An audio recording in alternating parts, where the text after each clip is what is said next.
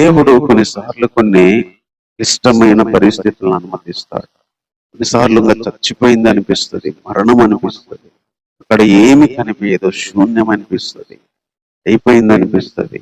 ఒక్కొక్కసారి అది శరీరపరంగా అనిపించచ్చు, శరీర సంబంధమైన మరణము నా ప్రియులకి జరిగినప్పుడు, వాళ్ళని కోల్పోయినప్పుడు అనిపించచ్చు. కొన్నిసార్లు మనస్సులో, ఆత్మలో శూన్యాన్ని, మరణాన్ని, ఆశలు పోయిన పరిస్థితిని, ఇంకంతా కోల్పోయిన పరిస్థితిని, మరణం అయితే ఏమనిపిస్తుందో అలాంటి బాధ కొన్నిసార్లు ఎదుర్కోవాల్సి వచ్చింది.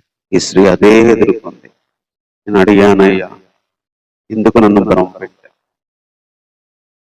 అలాంటి ఒక మరణకరమైన పరిస్థితి, మరణాన్ని ఎదుర్కొన్న పరిస్థితి. కానీ దేవుడు ఎంత అద్భుతం అంటే, అలాంటి మరణం నుంచి కూడా దేవుడు బయటకు తీసుకొని వచ్చాడు.